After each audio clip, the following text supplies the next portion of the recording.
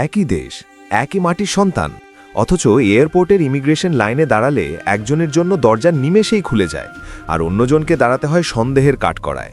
কেন? কারণ একজনের হাতে আছে লাল পাসপোর্ট আর অন্যজনের হাতে সাধারণ সবুজ পাসপোর্ট।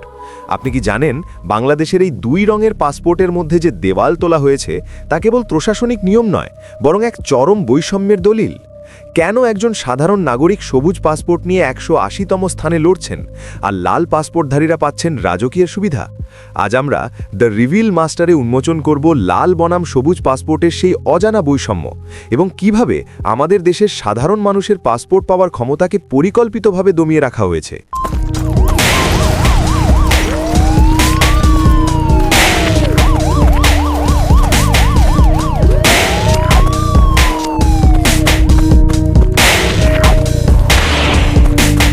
ডেইলি স্টারের একটি বিশ্লেষণী প্রতিবেদনে উঠে এসেছে এক রূঢ় বাস্তবতা।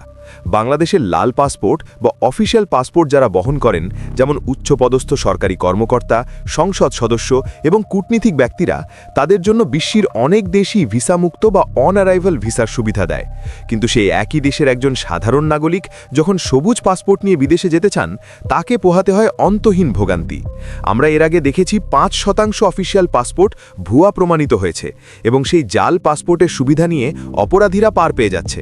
অথচ একজন সাধারণ শ্রমিক বা শিক্ষার্থী যখন বৈধভাবে সবুজ পাসপোর্ট নিয়ে দাঁড়ান, তখন তাকে পোটেনশিয়াল ইমিগ্রেন্ট বা অবৈধ অনুপ্রবেশকারী হিসেবে সন্দেহ করা হয়। এই যে রঙের ভেদাভেদ, এটাই আমাদের পাসপোর্টের বৈশ্বিক মানকে দিন দিন নিচের দিকে ঠেলে দিচ্ছে। এখন প্রশ্ন হলো, কেন আমাদের সবুজ পাসপোর্টের এত অবমূল্যায়ন? গবেষকরা বলছেন এর মূল কারণ হলো রেসিপ্রোসিটি বা পারস্পরিক শ্রদ্ধার অভাব।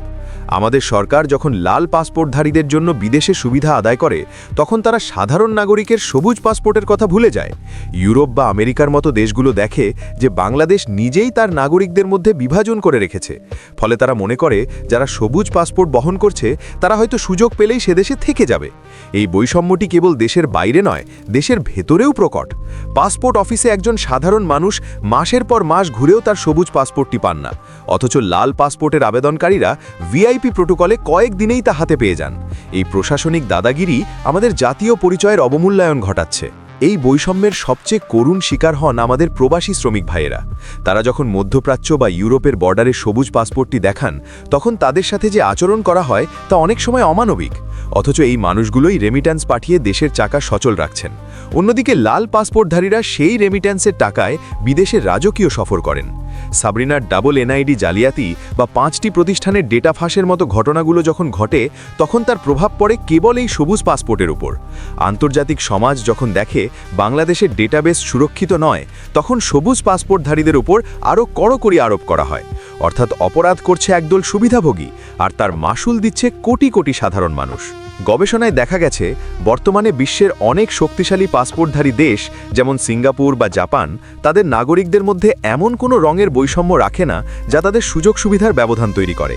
কিন্তু বাংলাদেশে পাসপোর্টের এই লাল বনাম সবুজ লড়াই আসলে একটি ঔপনিবেশিক মানসিকতার বহিঃপ্রকাশ। সম্প্রতি তুরস্কের ভিসা জালিয়াতির ঘটনায় অ্যালফা 31 নামক যে রহস্যময় সিগন্যাল আমরা দেখেছি, সেটিও কিন্তু এই ক্ষমতার অপব্যবহারেরই অংশ।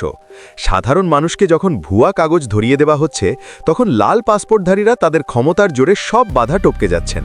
এই যে সিস্টেমের ভেতরে থাকা দুই রকমের আইন, এটাই আমাদের পাসপোর্টের গ্লোবাল র্যাঙ্কিং 100-র নিচে নামিয়ে দিয়েছে। লাল পাসপোর্ট বনাম সবুজ পাসপোর্ট, এই লড়াই আসলে কেবল কাগজের রঙের লড়াই নয়, এটি মর্যাদা আর অধিকারের লড়াই। যতক্ষণ পর্যন্ত আমাদের রাষ্ট্র সাধারণ নাগরিকের পাসপোর্টকে লাল পাসপোর্টের সমান গুরুত্ব দেবে না, ততক্ষণ বিশ্বমঞ্চে আমাদের অবমূল্যায়ন চলতেই থাকবে। আপনি কি মনে করেন না যে করদাতার টাকায় কেনা পাসপোর্টে সবার সমান অধিকার থাকা উচিত? কেন একজন সাধারণ মানুষ এয়ারপোর্টে দাঁড়িয়ে নিজেকে অপরাধী মনে করবেন? দ্য রিভিল মাস্টার চায় এই বৈষম্যের অবসান হোক। এই ভিডিওটি শেয়ার করে আপনার ক্ষোভ আর মতামত আমাদের জানান। পাসপোর্টের এই নোংরা রাজনীতি সম্পর্কে আপনার অভিজ্ঞতা কি? কমেন্টে লিখুন। প্রযুক্তির আড়ালে লুকিয়ে থাকা রাষ্ট্রের এমন আরও সব বৈষম্য আর রহস্য জানতে আমাদের সাথেই থাকুন। ধন্যবাদ।